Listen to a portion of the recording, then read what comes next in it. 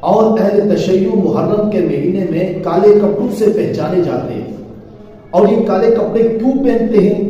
اس کی وجہ ان کو پوچھی جائے تو وہ کہتے ہیں سوگ کے طور پر پہنتے ہیں، غم کے طور پر پہنتے ہیں۔ بھائی کس کا غم مناتے ہیں؟ کہ حضرت حسین رضی اللہ تعالیٰ عنہ کو محرم الحرام کی 10 تاریخ کو شہید کیا گیا تھا، اس وجہ سے ہم غم کرتے ہیں۔ جب غم کے بارے میں پوچھا جاتا ہے کہ کیا یہ حضرت علی نے بھی، کیا یہ کسی اور نے بھی، ائمہ اہل بیت میں سے کسی نے غم کیا ہے؟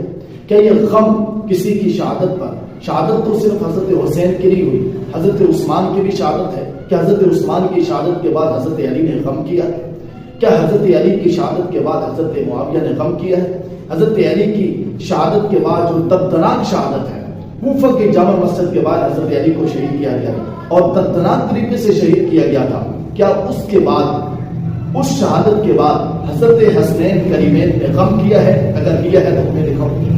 یہ بات تو الگ ٹاپک ہے، اس کے اوپر الگ سے ویڈیو انشاءاللہ